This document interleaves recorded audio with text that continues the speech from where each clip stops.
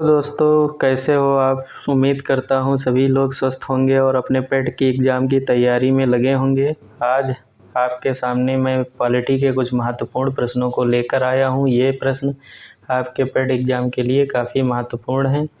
तो सॉल्व करते हैं प्रश्नों को। पहला प्रश्न, किसी अधिनियम में कलकत्ता में सर्वोच्च न्यायालय की स्थापना का प्रावधान किया गया था। Option A regulating act 1773, option B Pitt India act 1784, option C charter act 1813 और ऑप्शन डी चार्टर एक्ट 1833। तो इसका आपका सही उत्तर होता है ऑप्शन ए रेगुलेटिंग एक्ट 1773। अगर चार्टर एक्ट 1813 की बात करें तो इसके अंतर्गत 1,00,000 रुपये का प्रावधान किया गया था और इसके अंतर्गत ये पैसे भारतीय शिक्षा पे खर्च करने का प्रावधान दिया गया था।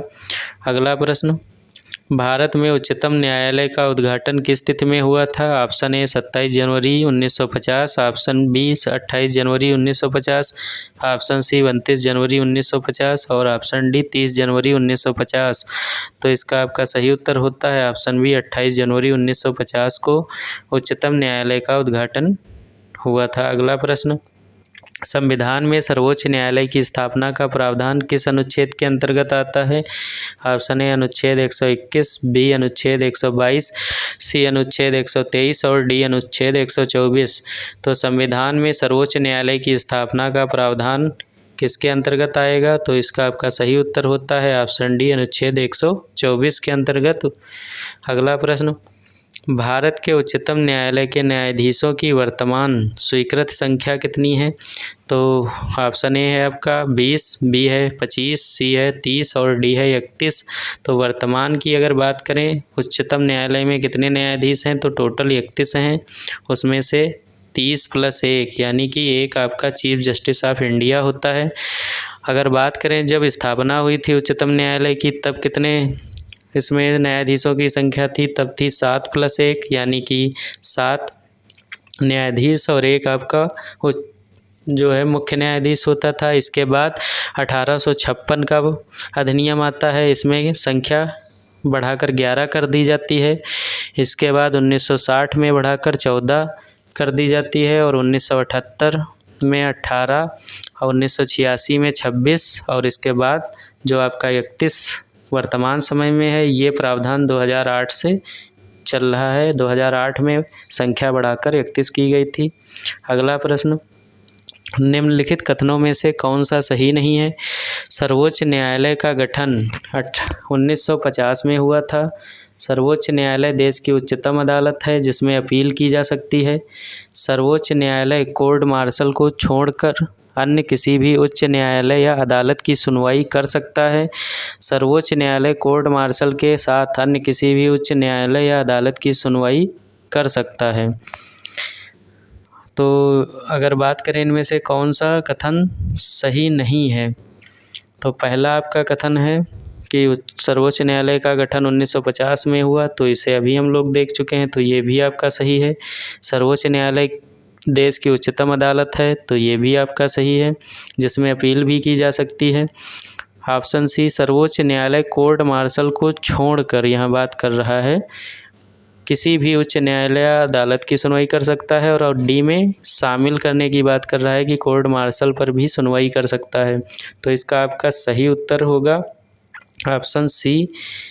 ऑप्शन सी जो है वो आपका क्या है, कथन सही नहीं है, क्योंकि अगर बात करें कोर्ट मार्शल की तो सशस्त्र सेना न्यायाधिकरण अधिनियम 2007 के प्रावधान के अनुसार कोर्ट मार्शल पर भी जो है सुनवाई कर सकता है सर्वोच्च न्यायालय।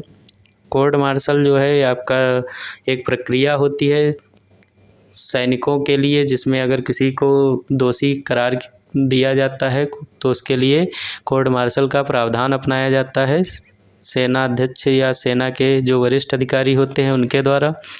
अगला प्रश्न, संविधान के अंतर्गत उच्चतम न्यायालय से विधि के प्रश्न पर राय लेने का अधिकार किसको है। तो विधि के प्रश्न पर राय लेने का अधिकार किसे है, राष्ट्रपति को, किसी भी हाई कोर्ट को, ऑप्शन सी प्रधानमंत्री को और डी उपरोक्त में सभी को। तो विधि के प्रश्न पर राय कौन ले सकता है उच्चतम न्यायालय की, तो राष्ट्रपति इसका सही उत्तर होगा। यह आपका अनुच्छेद 143 के तहत आता है। विधि के प्रश्न पर सुप्रीम कोर्ट से राय लेने का प्रावधान। अगला प्रश्न, भारत के नीचे दिए गए न्यायालयों में से किसे या किन्हें अभिलेख न्यायालय माना जाता है? ऑप्शन ए केवल उच्च न्यायालय, ऑप्शन बी केवल उच्चतम न्यायालय, ऑप्शन सी उच्च न्यायालय एवं उच्चतम न्यायालय दोनों को, और ऑप्शन डी उच्च जनपद न्यायालय को। तो अभिलेख न्यायालय किसको माना जाता है? ऑप्शन सी सही होगा, उच्च न्यायालय एवं उच्चतम न्यायालय। अनुच्छेद आपका 129 के तहत सुप्रीम कोर्ट यानी उच्चतम न्यायालय और अनुच्छेद 215 के तहत हाई कोर्ट यानी उच्च न्यायालय को अभिलेख न्यायालय का दर्जा प्राप्त है। अगला प्रश्न, भारतीय संविधान की 8वीं अनुसूची में कुल कितनी भाषाओं का वर्णन है? Option A 18, option B 20, option C 23 और ऑप्शन डी 22।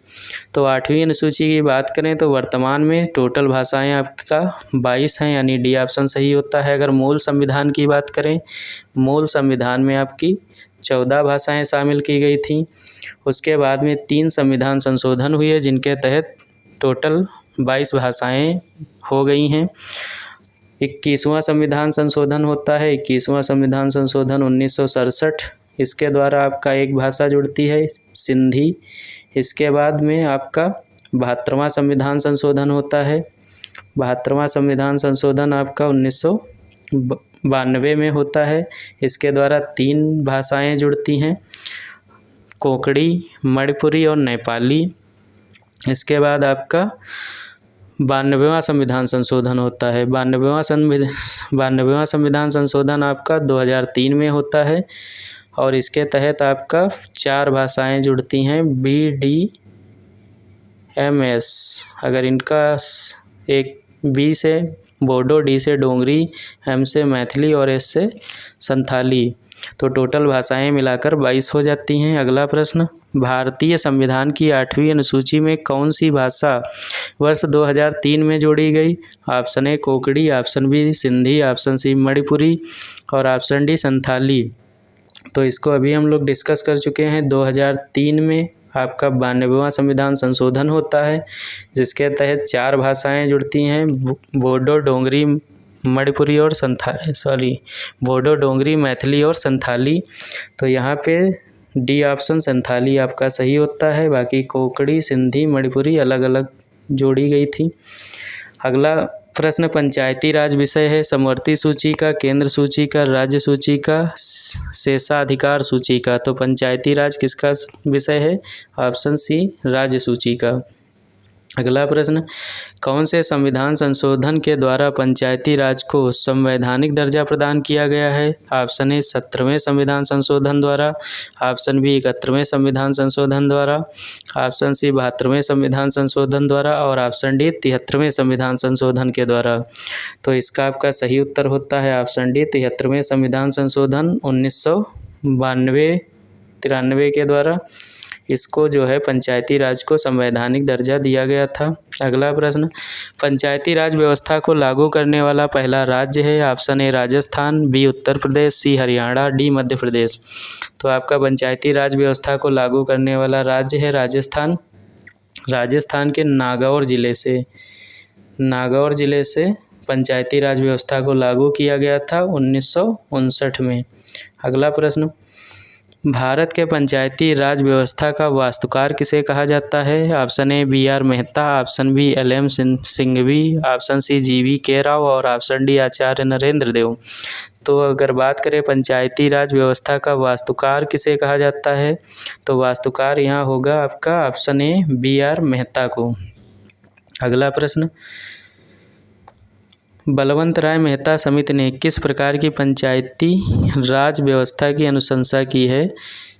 तो ऑप्शन ए है आपका द्विस्तरीय, ऑप्शन बी है त्रिस्तरीय, ऑप्शन सी है ग्राम स्तरीय और ऑप्शन डी है इनमें से कोई नहीं।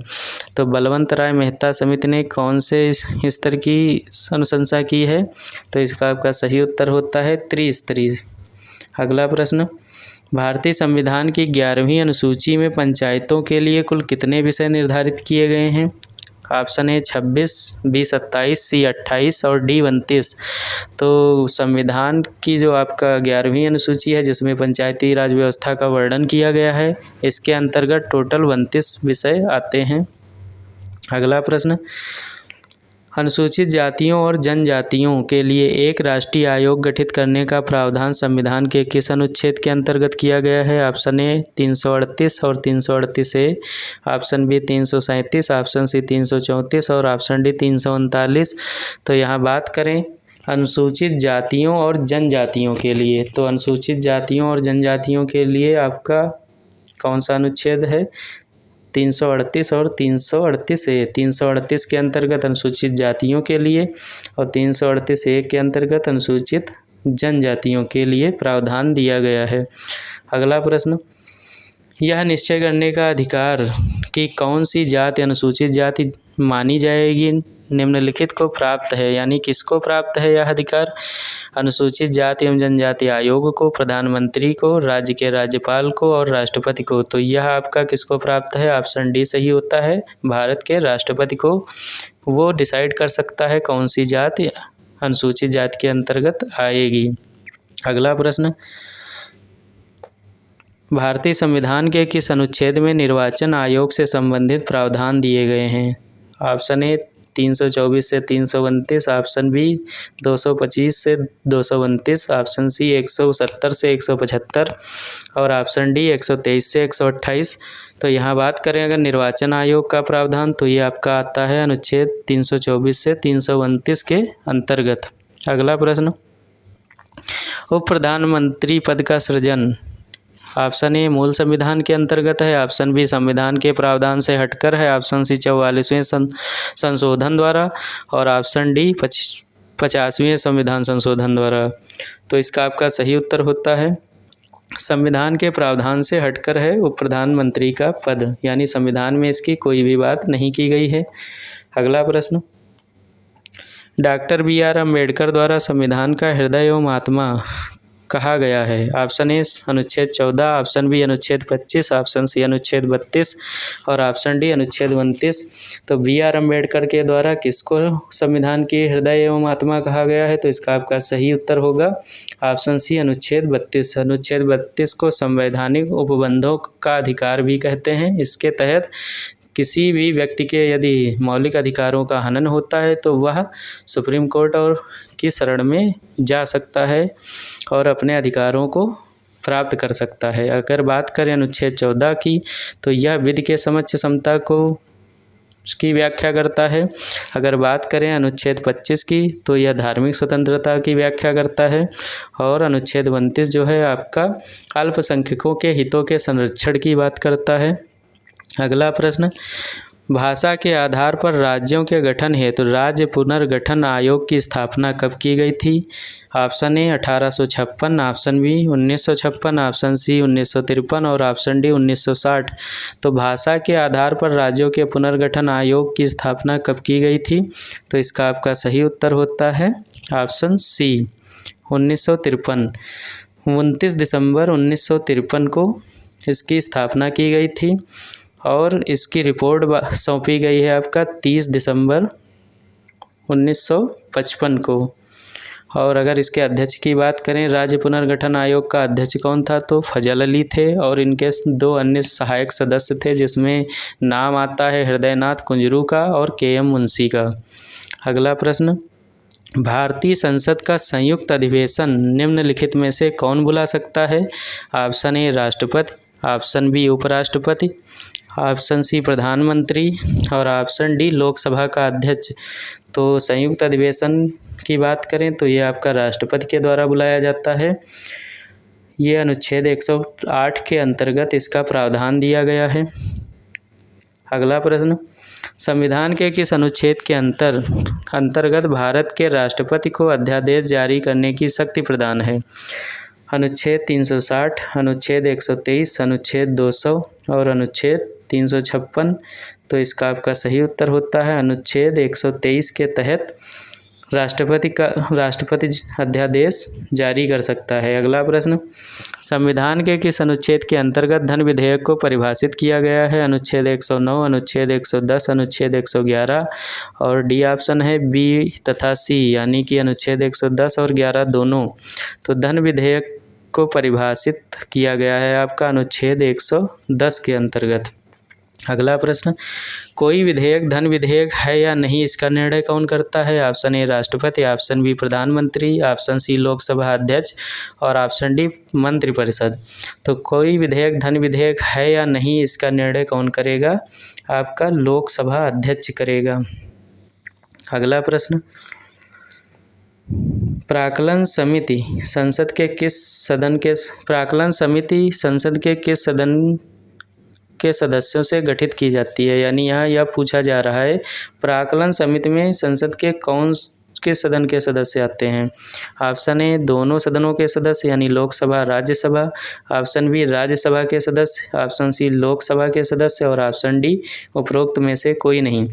तो अगर बात करें प्राक्कलन समिति की, तो प्राक्कलन समिति के अंतर्गत केवल लोकसभा के सदस्यों को शामिल किया गया है।